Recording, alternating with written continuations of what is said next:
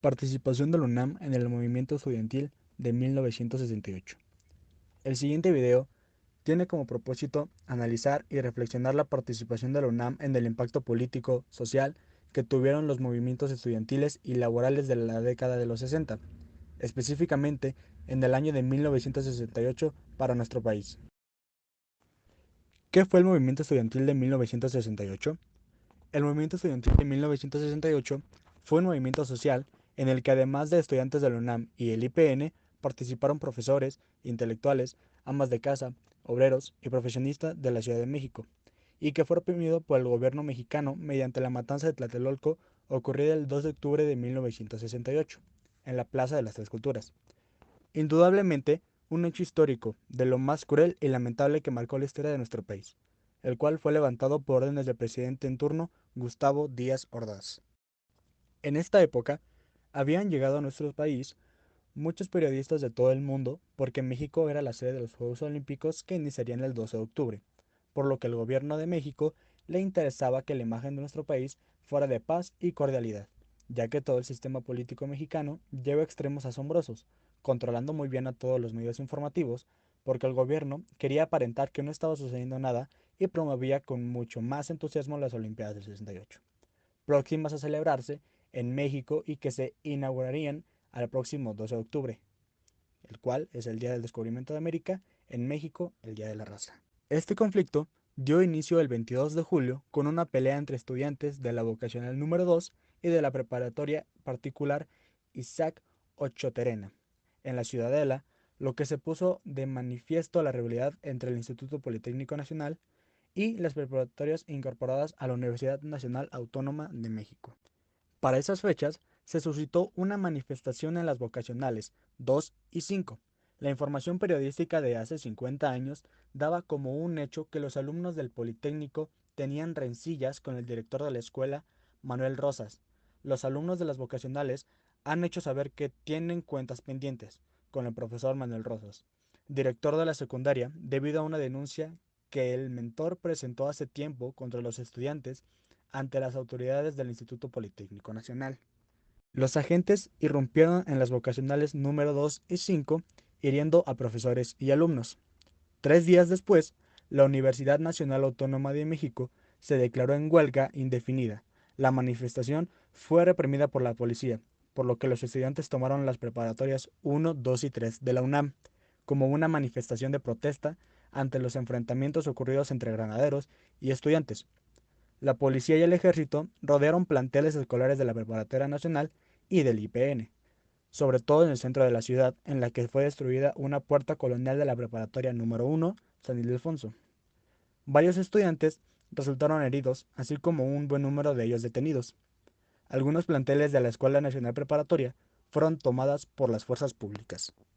En la ciudad universitaria, el rector Barros Sierra hizo la bandera nacional a media asta en señal de luto por los hechos acontecidos días anteriores. El 1 de agosto, el rector encabezó una manifestación desde CU por Avenida Insurgentes, Félix Cuevas, Avenida Coyoacán y regresó por la Avenida de la Universidad, donde inició, concluyendo con un mensaje en el que manifiesta su inconformidad por los hechos suscitados en los enfrentamientos. Al día siguiente, fue creado el Consejo Nacional de Huelga, formado por estudiantes y maestros de la UNAM, el IPN, las escuelas normales, el Colegio de México, Chapingo, la Universidad Iberoamericana, el Colegio de La Salle y algunas universidades estatales.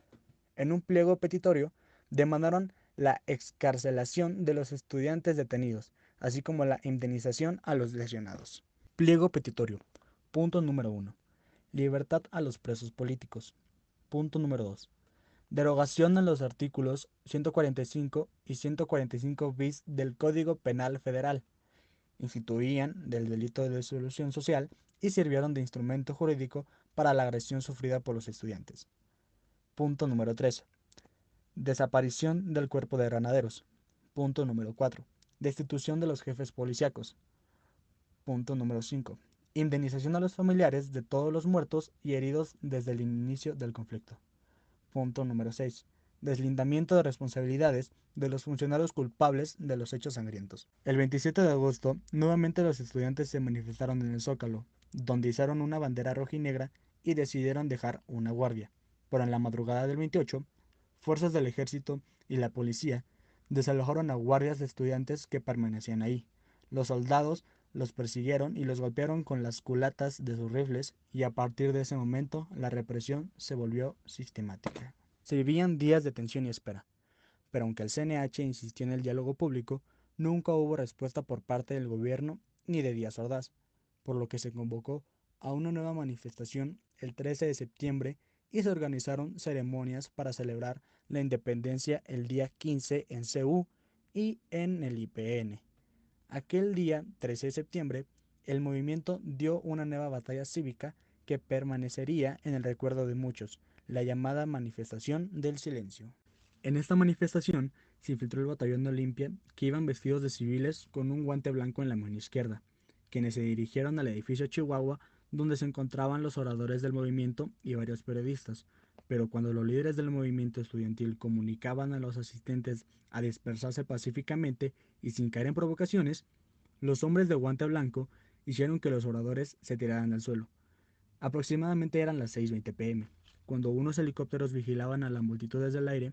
Es entonces cuando aparecieron unas luces de bengala como señal para que los francotiradores del batallón de Olimpia, apostados en el edificio Chihuahua, abrieran fuego en contra de los manifestantes y militares que resguardaban el lugar. Y en ese preciso momento empezó la balacera. Esto último fue una estrategia de este grupo paramilitar creado por el gobierno mexicano para infiltrarse y detener a los manifestantes y hacer creer que los estudiantes eran los agresores. Muchos manifestantes escaparon del tiroteo, escondiéndose en algunos departamentos de los edificios aledaños, pero el ejército no se detuvo, irrumpiendo en cada uno de los departamentos de todos los edificios de lo que conforma la unidad Tlatelolco, sin orden judicial para capturar a los manifestantes. La masacre continuó durante la noche. Los soldados allanaron los edificios de departamentos adyacentes en la plaza. Testigos de los hechos aseguran que los cuerpos fueron sacados en camiones de basura. Los medios de difusión de todo el mundo publicaron la noticia de que se había registrado el choque más sangriento entre los estudiantes y tropas del gobierno.